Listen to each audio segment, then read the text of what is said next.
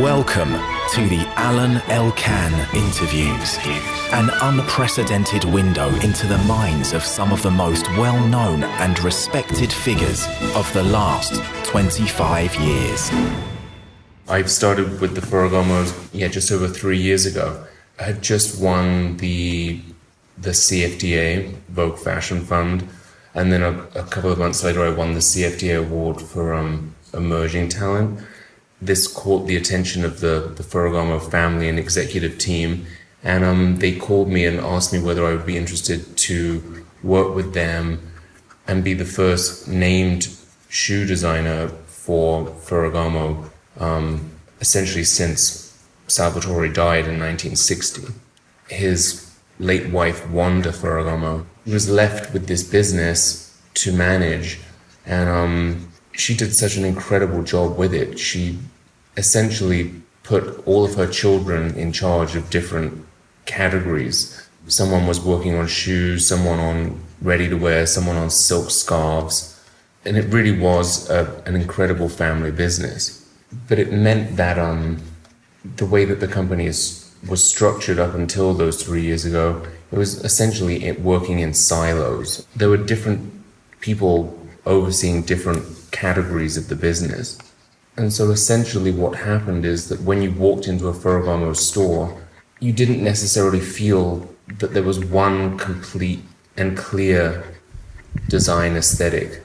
And frankly, that continued for even when I began, because I was working as the head of women's shoes. There was someone working as the head of women's ready-to-wear and someone overseeing men's ready-to-wear, and then unnamed designers working on other product categories.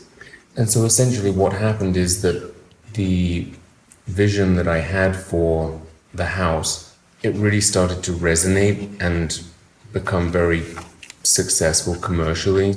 My design vision for the house really resonated with the market, both editorially and commercially.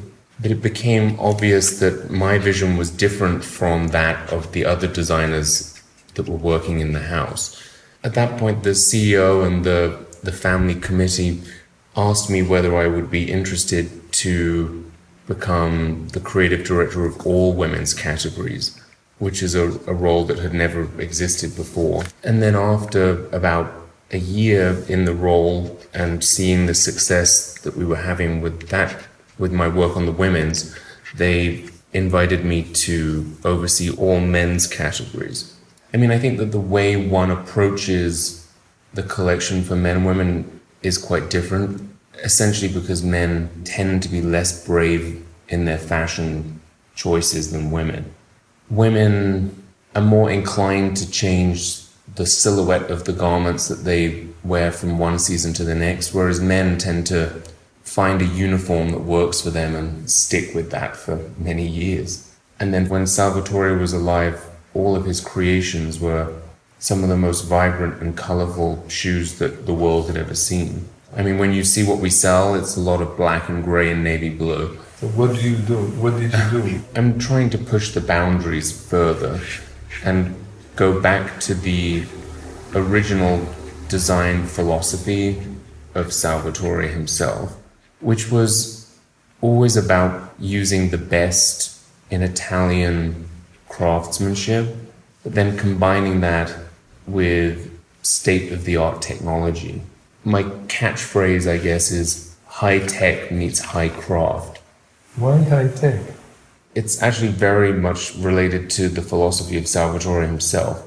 When you look at the things that he was creating in the 1920s and 30s and 40s, he was absolutely so ahead of his game. He was a genius in footwear.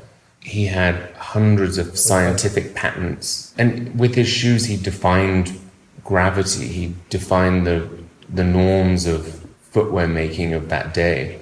There's a shoe that's the wedge goes under, so it looks like the woman is not wearing any heel at all. And then the shoe is made from fishing wire, so it's invisible. So it looks like she's just walking on air. But he made this in the 1940s. It was like absolutely genius.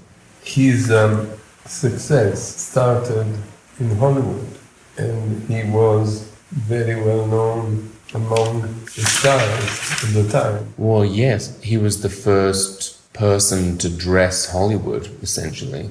He befriended all of the major actresses of the 1920s. And so when he came back to Italy to open his namesake fashion house in the late 1920s, many of these celebrities followed him to Italy and became some of his best clients. So what are you going to do?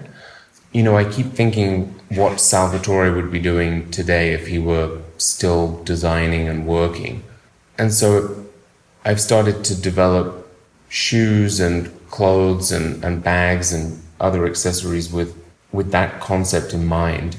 So I've a couple of examples being that, you know, I had developed this series of shoes and then I sent the heel to a car factory in Italy to be galvanized because I had just bought a new car and the gentleman in the dealership was telling me about the technology involved to apply the paint onto the car. And I thought how interesting that would be to use that same technology in footwear making.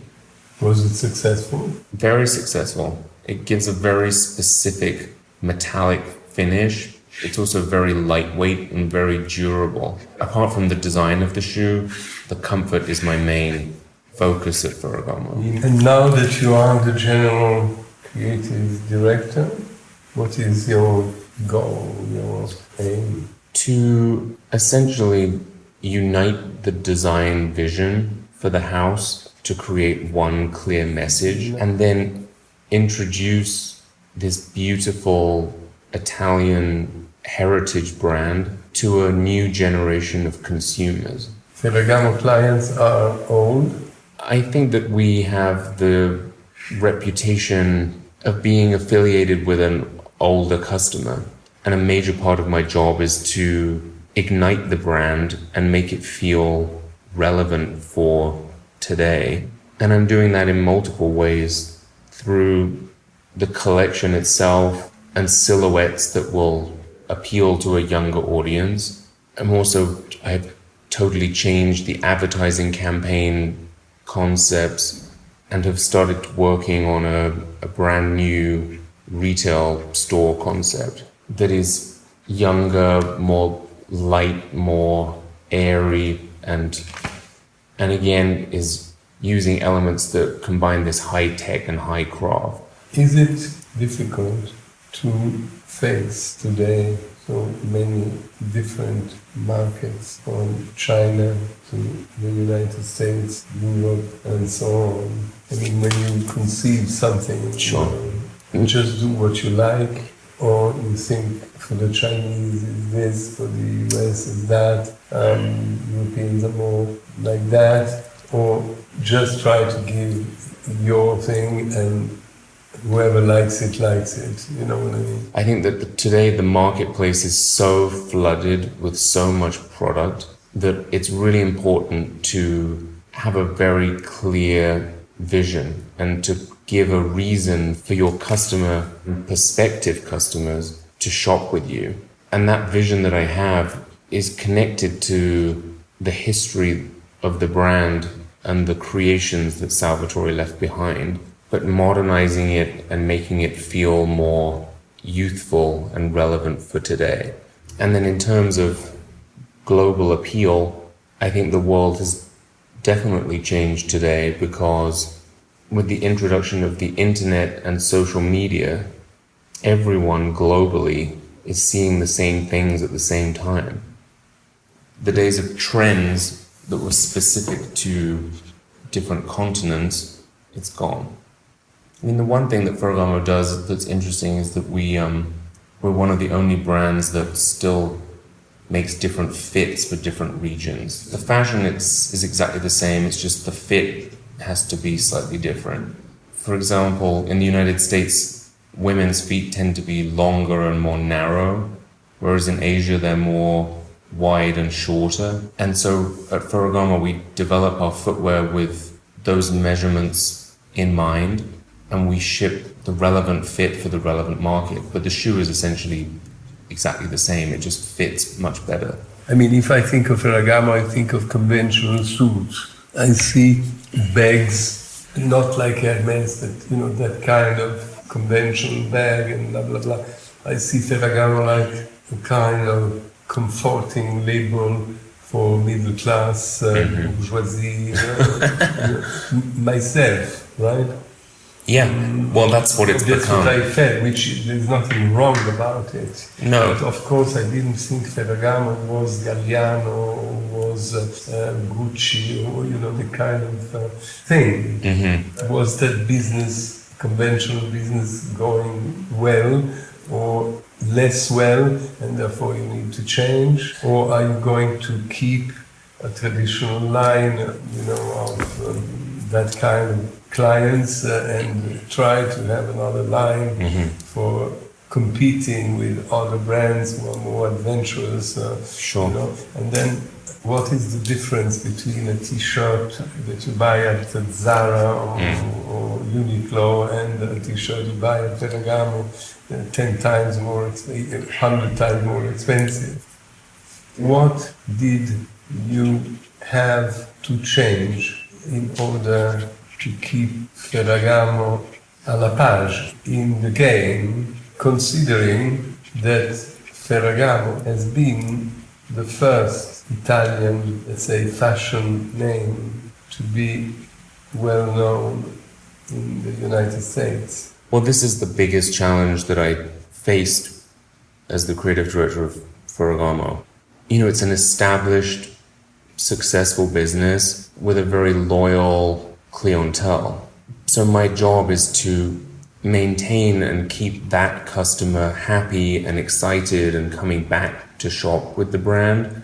But as I said before, to introduce the brand to a new generation of consumers, because the world is changing. You know, once upon a time, men were wearing suits and ties and formal Oxford lace-up shoes to work every day. But when you look at the modern office space today, everything is more casualized. And many luxury houses, I feel, have gone too far and have embraced t-shirts and jeans and hoodies and emblazoned them with their logo. But my philosophy for Ferragamo is completely the opposite. So I'm introducing a casual wardrobe that is still luxurious and elevated and incorporates a lot of leather, specifically because I feel that Ferragamo was born as a leather goods brand and that we should be a destination for leather ready-to-wear. Is it a gamble to do your job? In your job, you have to take many risks. Yes, you have to take a lot of risks, but nothing new or innovative ever came from being safe. And Salvatore Ferragamo would not still be alive and strong 91 years after he started the brand if it was not conceived with that mentality of pushing boundaries. But now, essentially, that it's time that Ferragamo returns to that original philosophy, and that's what the family and the executive committee have asked me to do. With all business management and family who run a business, they're of course concerned about the bottom line, but they've been incredibly free with me to push the boundaries and think outside of the box, as long as I'm maintaining the core business. And you know, this has been part of my experience in my previous career. You know, I had my own business for 6 years, which I recently put on pause in order to focus all of my time and attention on the Ferragamo project to ensure its ultimate success. And it was very challenging because I was, of course, Ferragamo was based in Florence. My own company was based in New York. It became really challenging to manage both businesses and give them both the love and attention they deserve.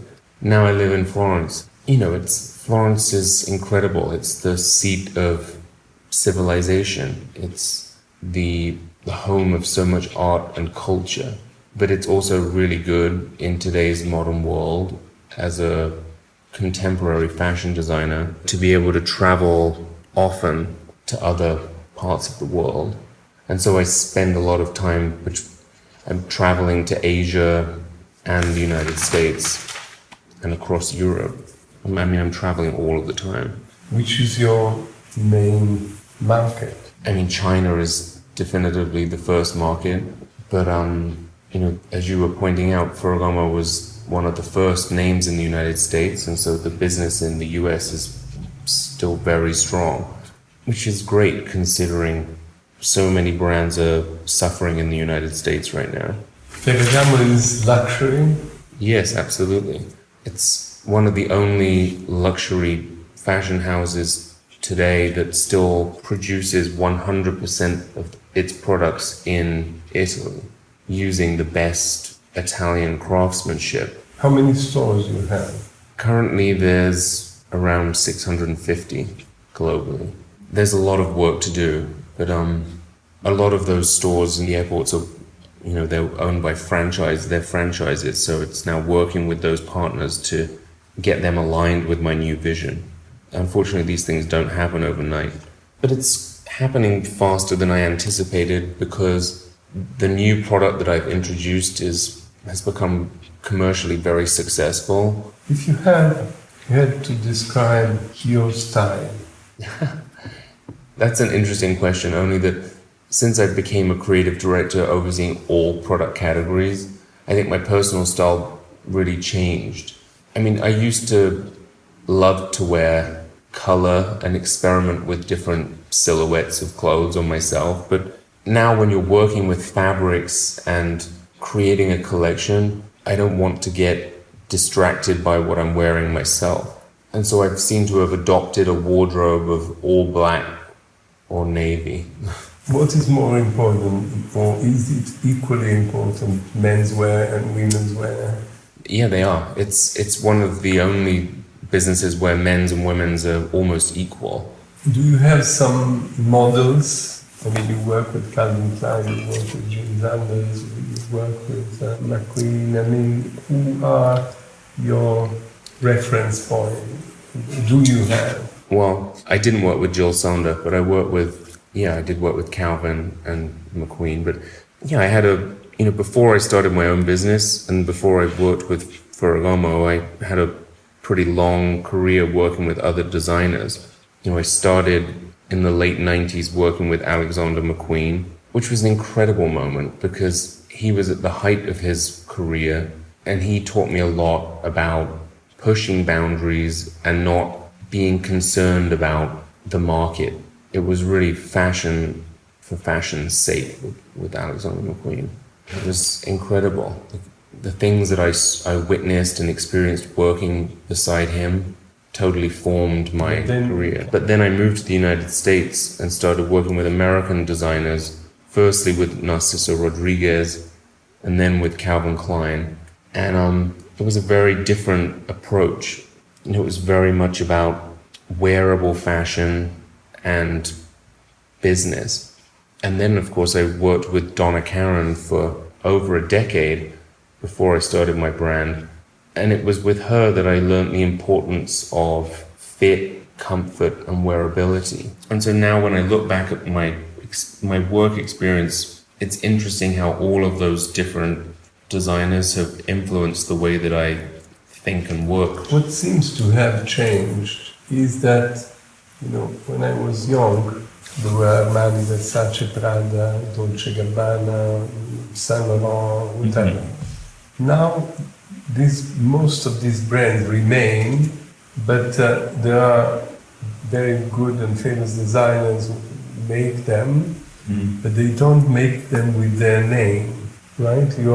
I don't want to use the word employee, you are taken as an artist, let's say, to run another name. And plenty of your colleagues are like this, right?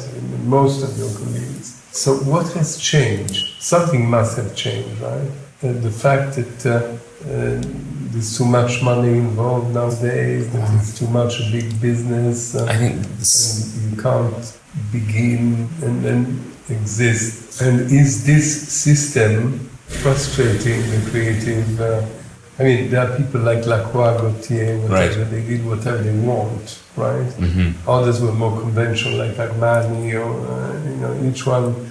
But they were not working for Dior or working for the group X or Z, right? But you were born and started working in this world. I mean, my first job with Alexander McQueen, the business was tiny at that point. I mean, there was literally 5 employees. Has the figure and the job of designer changed since you started in the business, in the fashion world? I think it's definitely changed in that it's much more challenging for a young, emerging designer to have massive success. The scale and money involved to compete with the larger fashion houses has become almost impossible without investment or funding. Right. But it's also an exciting moment because many of the large established houses are hiring these young talents to bring fresh blood and energy to their runway. And what's also really fascinating is that there's so many more designers today than there ever used to be. And so to stand out and be successful, you need a certain amount of money in your business to create the collection 4 times a year, to stage fashion shows, and then place your designs on celebrities for the red carpet and in magazines for editorial and advertising. When is the next collection? The next collection is on September 21st in Milano. It's pretty much finished already, yeah. But I know I'm not supposed to talk about that collection yet. But it's really a continuation of what I've already established for the house.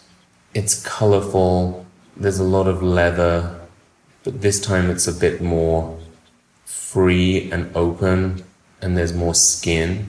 And the casting of the models continues my concept of including models of different ages and ethnicities. Ferragamo's casting has become one of the most diverse in the Milan fashion calendar.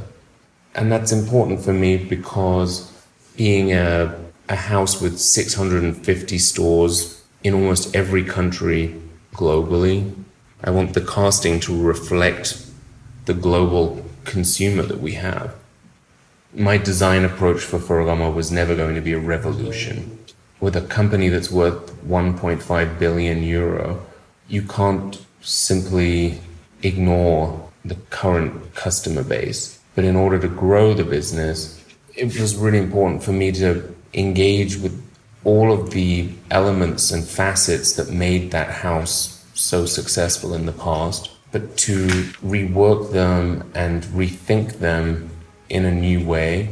It's what you were saying, has to be Italian, there has to be the element of high craftsmanship, thinking about the history of Salvatore himself and innovation and forward thinking. I'm humbled and grateful to have been given the keys to this incredible house and to have the opportunity to steer it in a new direction that is related to its history. Alain Elkann interviews.